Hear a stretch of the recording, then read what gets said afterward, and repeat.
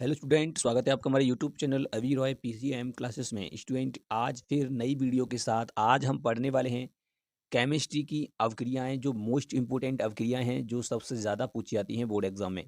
ठीक है स्टूडेंट, आज मैं केवल 4 अवक्रियाओं को बताऊंगा। ये 4 अवक्रियाएं हैं, बोर्ड एग्जाम में सबसे ज़्यादा पूछी जाती हैं स्टूडेंट, इसलिए इन अवक्रियाओं को आपको तैयार करना है ताकि आपके बोर्ड एग्जाम में ये अवक्रियाएं ना छूटें।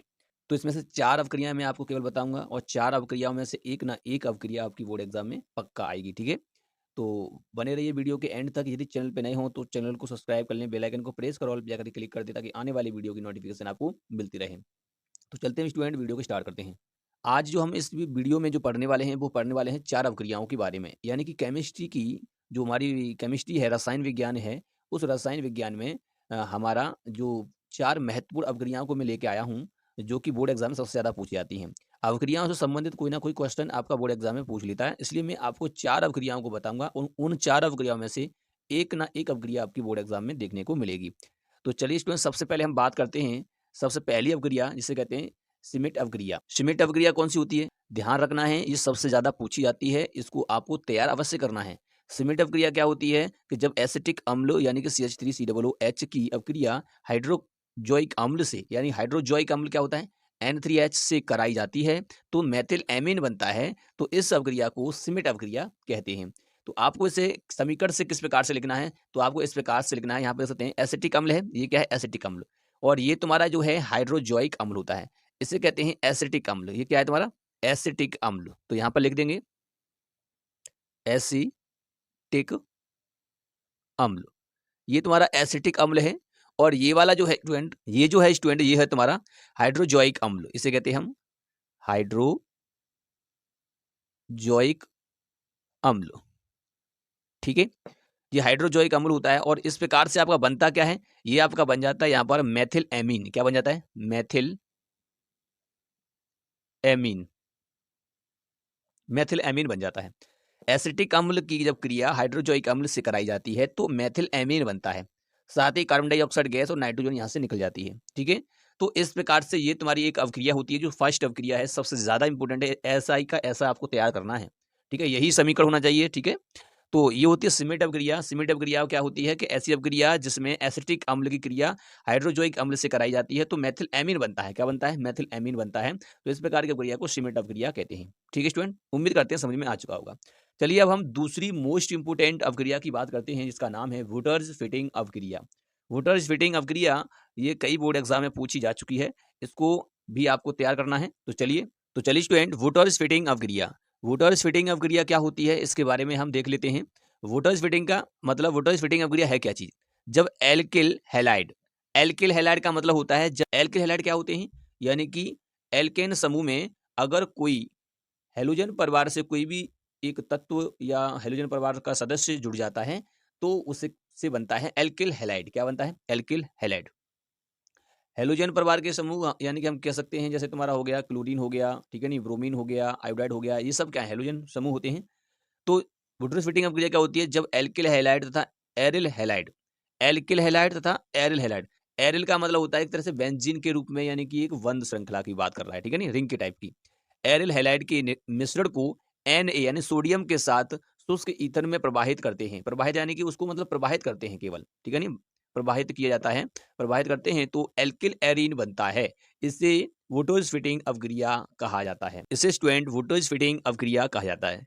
क्या होता है कि जब एल्किल हैलाइड की क्रिया एरिल हैलाइड के मिश्रण के साथ हम क्या करें, देखो, एल्किल हैलाइड और एरिल हैलाइड के मिश्रण को हम क्या करें, सोडियम के साथ शुष्क ईथर में प्रवाहित करते हैं, सोडियम के साथ शुष्क ईथर में प्रवाहित करते हैं तो एल्किल एरीन बनता है। क्या बनता है, एल्किल एरीन बनता है।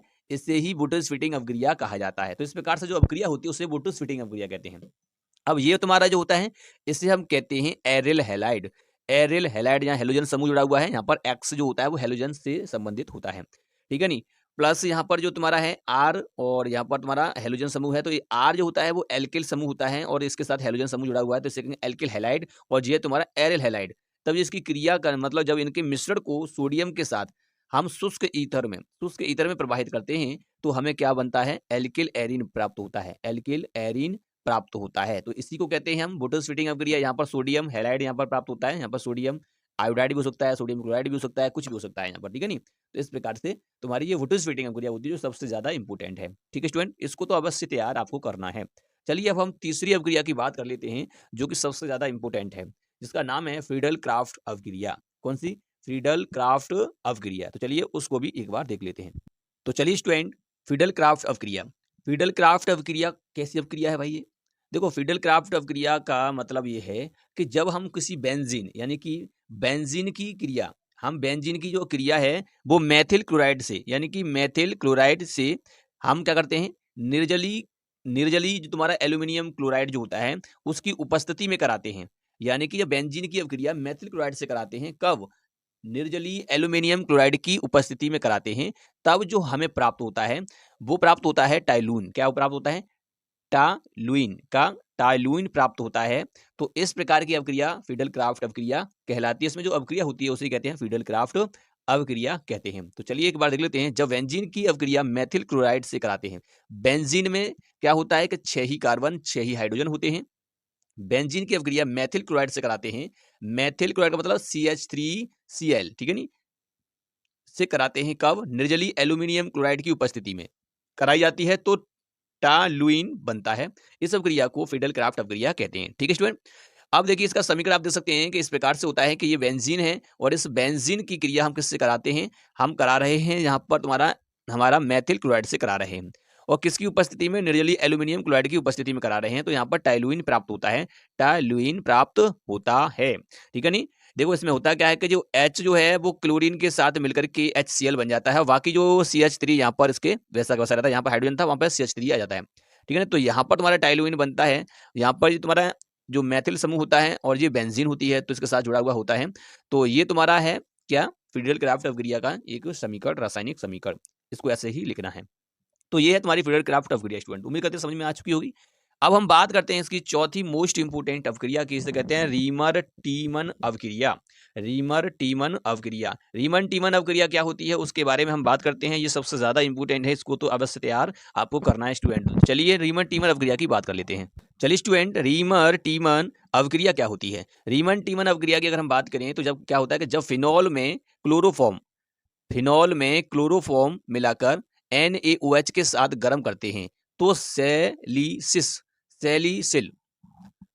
सैलिसिल एल्डिहाइड बनता है। क्या बनता है? सैलिसिल एल्डिहाइड प्राप्त होता है।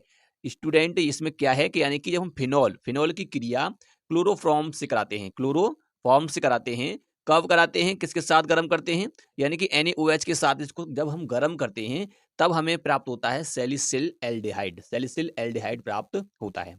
तो जब फिनॉल में क्लोरोफॉर्म मिलाकर NaOH के साथ गर्म करते हैं तो सैलिसिल एल्डिहाइड बनता है, ठीक है नी।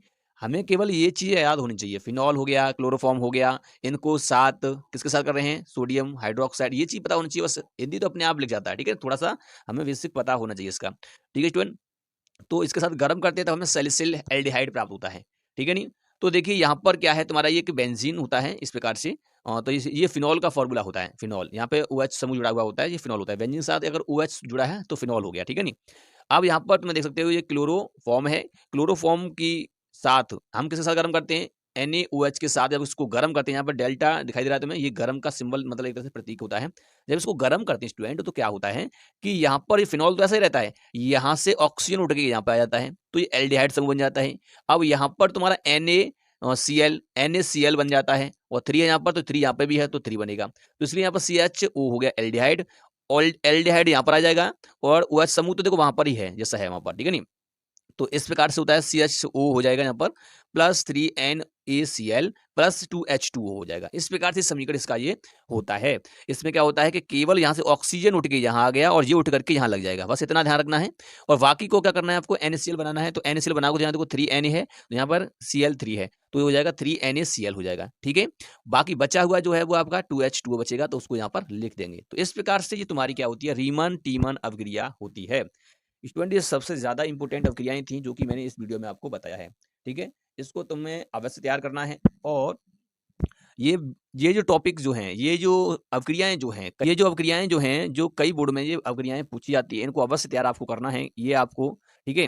बोर्ड एग्जाम में एक ना एक इसमें से आपको देखने को मिलेगी। ठीक है स्टूडेंट, तो उम्मीद करते हैं आपको समझ में आ चुका होगा। यदि वीडियो पसंद आई हो तो लाइक करें, शेयर करें, चैनल को सब्सक्राइब कर बेल आइकन को प्रेस जरूर कर दें, ताकि आने वाली वीडियो की नोटिफिकेशन आपको मिलती रहे। ठीक है स्टूडेंट, अब मिलेंगे नेक्स्ट वीडियो में, तब तक के लिए जय हिंद।